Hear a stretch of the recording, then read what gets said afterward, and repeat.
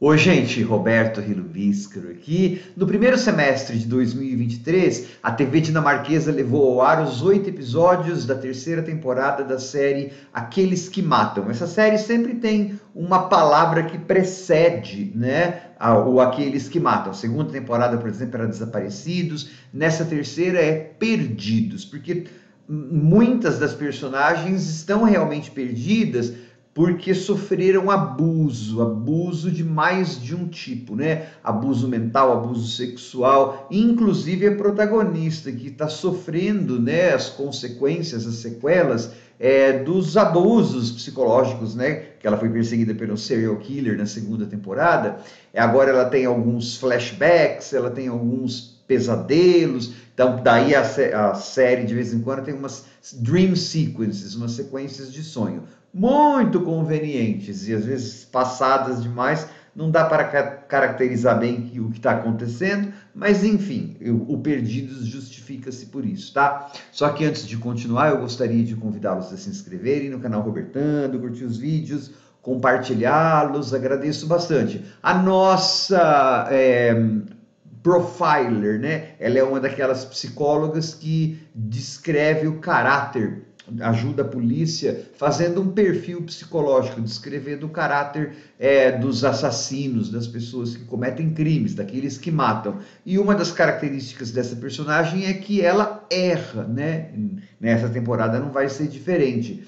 E ela está sofrendo, então, como eu falei, essas sequelas do que aconteceram com ela na segunda temporada, Luiz, e daí a polícia pede para que ela ajude na investigação de um casal de meia-idade que fora assassinado, tá? E aí, então, a nossa Luiz, ela vai entrar em contato com dois irmãos, porque eles acham que um jovem lá matou esse casal de meia-idade. Ela tem contato com esses dois irmãos. E então essa é a primeira trama que vai pegar, sei lá, os 4 primeiros episódios. E aparentemente tem uma resolução, só que daí a partir do quinto até o oitavo tem uma outra trama, né, que envolve outro tipo de abuso e outro tipo de morte. É assim, é uma cuidadora que faz algumas coisas com as pessoas que ela está cuidando, só que aí também tem uma fazenda, uma espécie de granja,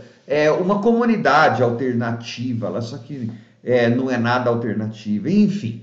E parece que essas histórias, né, não tem nada a ver uma com a outra, mas elas têm sim, elas têm a ver. Você vai ver que a resolução que tem da primeira história, ela não é completa e é bem insatisfatória. Vai acontecer uma coisa que você vai falar, mas isso vai ficar no ar, aí você vai ver que vai ter uma ligação com a segunda história, tá? E aí, como eu falei, essa nossa protagonista, a Luiz, que é uma atriz lá daquela série que eu assisti, mas eu resenhei só no blog, né, por escrito, Follow the Money. Na primeira história, né, na primeira parte dessa terceira temporada, tem um ator que faz um ex-professor lá, um japo, chinês, não sei, que era o companheiro dela, né, nessa série, Follow the Money. Bom, mas daí essas histórias vão se misturar.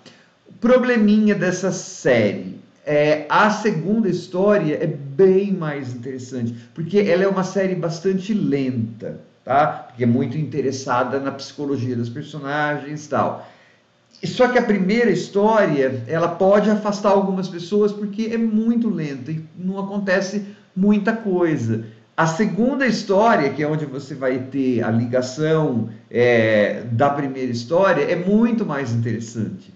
Então eu acho que a série poderia ter tido 6 episódios para ser mais eficiente. Eu achei mais legal do que a segunda temporada. A segunda temporada é a menos favorita minha das 3, tá? Até porque nessa temporada aí a Luiz está sequelada, ela tira conclusões que podem ser não tão corretas, só que ela não tira da cartola como ela fazia das outras vezes. E ela tá uma Luiz mais vulnerável, ela tá mais humana ainda, tá? Ela vai ter inclusive um arco, né, nessa temporada.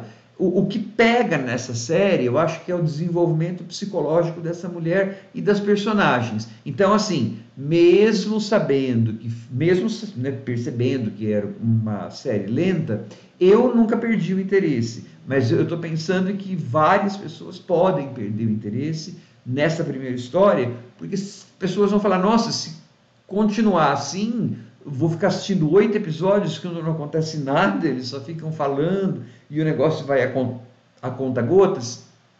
A partir do quinto episódio, quando entra a segunda história, fica até mais ameaçador. Mas aí você tem que ter passado esses 4 episódios, tá? Enfim, é uma outra temporada bastante legal de Aqueles que Matam. Só que não é uma série policial mesmo para grande público, não, porque ela é muito deprê, né, por conta desses abusos, né, em vários níveis, e também por conta da velocidade, né, que ela é muito, vai cozinhando muito em banho-maria.